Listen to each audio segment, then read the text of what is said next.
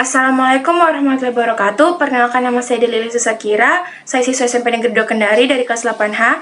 Selamat menyaksikan video edukasi tentang corona dari saya.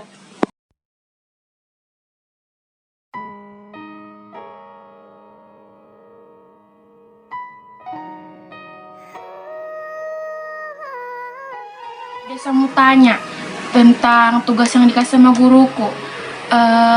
Tentang berhubungan dengan corona. Disuruh cari tentang istilah-istilah tentang corona. Ada beberapa. Apa itu sebenarnya ODP? Tentang corona jadi ada beberapa istilah yang perlu diketahui tentang corona. Nah, pertama itu ODP. Apa itu ODP? Kalau kita lihat di situs kompas.com, sebagaimana dijelaskan di situ, ODP itu adalah singkatan dari orang dalam pemantauan.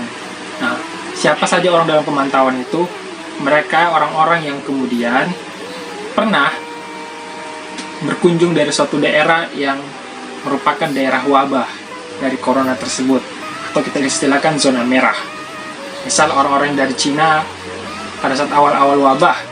Nah, kalau sekarang berarti orang-orang yang berasal dari zona merah seperti Jakarta itu. Kalau PDP itu apa? Kalau PDP, orang yang statusnya satu tingkat lebih tinggi daripada mereka yang ODP tadi.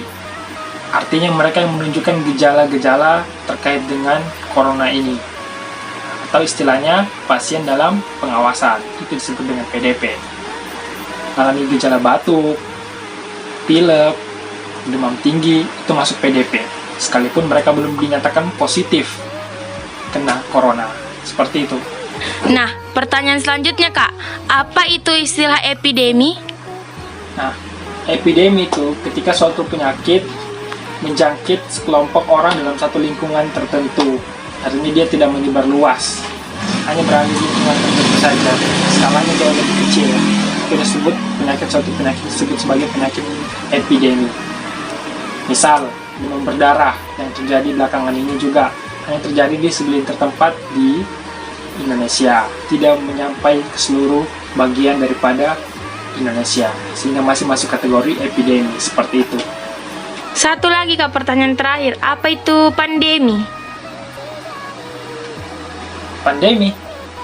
Oh ya, jadi kalau tadi kita mengenal istilah epidemi, maka jauh lebih di atasnya lagi ada namanya pandemi. Pandemi itu ketika suatu penyakit sudah menyebar luas, tidak hanya berlaku di satu lingkungan tertentu, dan sudah mengenai banyak orang, menjangkit banyak orang, sehingga dia masuk kategori pandemi, atau istilah umumnya kita bahasakan sebagai wabah. Seperti itu, seperti yang terjadi sekarang. Corona itu disebut sebagai pandemi karena tidak hanya terjadi di tempat kita di Kendari, tetapi terjadi di belahan bumi lainnya juga, di seluruh dunia. Seperti itu. Dan pandemi.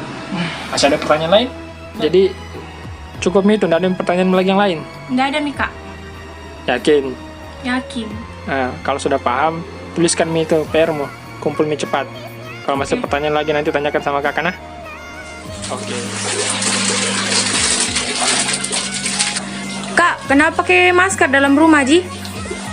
Mendekat sini. Kenapa pakai masker dalam rumah? Jadi begini. Ini sambil mundur. Kenapa kita tetap menggunakan masker dalam rumah? Jadi pemerintah himbau kita untuk tetap menggunakan masker sekalipun kita berada di dalam rumah. Jadi penggunaan masker tidak hanya pada saat kita berada di luar rumah, tapi juga di dalam rumah. Itu untuk mencegah agar orang-orang yang berada dalam rumah kita tidak tertular. Kalau kemudian, karena kita tidak tahu kita terkena corona dari luar ketika kita beli Indomie dari luar atau tidak saat bertransaksi. Jadi itu untuk mencegah, seperti himbauannya pemerintah. Kita hanya mengikuti pemerintah saja. Itu. Terima kasih sudah menonton. Semoga bermanfaat dan sampai jumpa di video selanjutnya.